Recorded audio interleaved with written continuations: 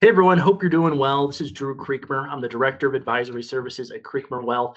And in our 5-minute finance video today, I want to talk about a topic that is not quite as exciting as investing or saving money on taxes or being able to retire. But I personally believe through my decade plus of experience that it's absolutely critical that you get right.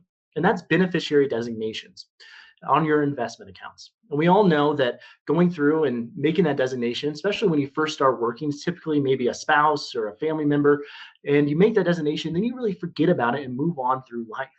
And what I've seen is that folks need to be conducting a review of their beneficiary designations as well as their trust and wills at least once every 3 years.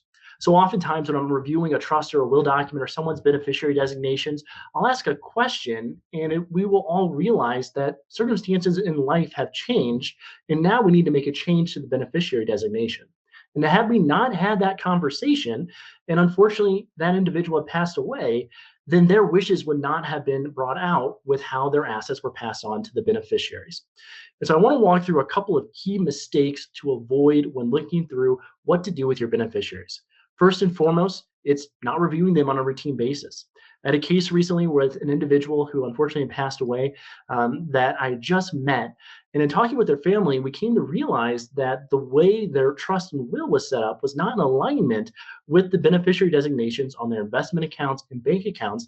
And this created a big issue for the executor of their estate to walk through. So you want to make sure that you're reviewing this on a routine basis and things are up to date to make sure that your executor and your family is taken care of in the manner in which that you want. The second mistake that I would encourage all of you to avoid is to not consider the financial impact on those who are inheriting your dollars. Whenever you pass away, and let's say your dollars are in an IRA account or a 401k account, and those are going to pass on to your children. Well, current rules here in the US dictate that those assets must be distributed within a 10-year time frame. And when those assets are distributed, the individual who is distributing them, so maybe your kids or their grandkids, they're actually going to pay income taxes at their personal tax rates. And typically, their income tax rate is going to be substantially higher than what your income tax rate is in retirement. And so if you want to maximize the dollars being passed to your beneficiaries, you really need to take a step back and do some deeper thinking and planning around how to optimize the total dollar amount being passed to your beneficiaries.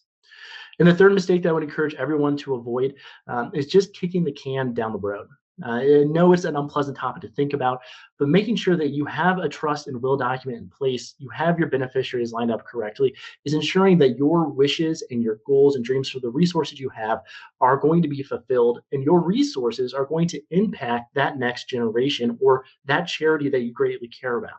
It's a great thing to actually understand the real world impact of those dollars. Number four, in my opinion, don't wait. Here in the US, you're able to give up to $19,000 a year to an individual as a tax free gift. I've seen it so often where folks wait in passing money to their next generation. And then once that occurs, that next generation is not prepared to actually handle those dollars that they've received. And oftentimes, there's a lot of waste that occurs. And so, help your family or charities or whomever you're passing your dollars on to, help them prepare by beginning to give them some funds now and see how they actually manage those resources.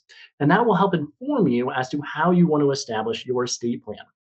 Overall, guys, it's a topic that's absolutely critical to consider, and it's one that I would encourage y'all. Make sure that you're keeping a mind turned to it and you're not letting that fall and kick the can down the road. So thanks for the time, guys. If you have any comments, please leave them below. Otherwise, like and subscribe, and we'll talk to y'all soon.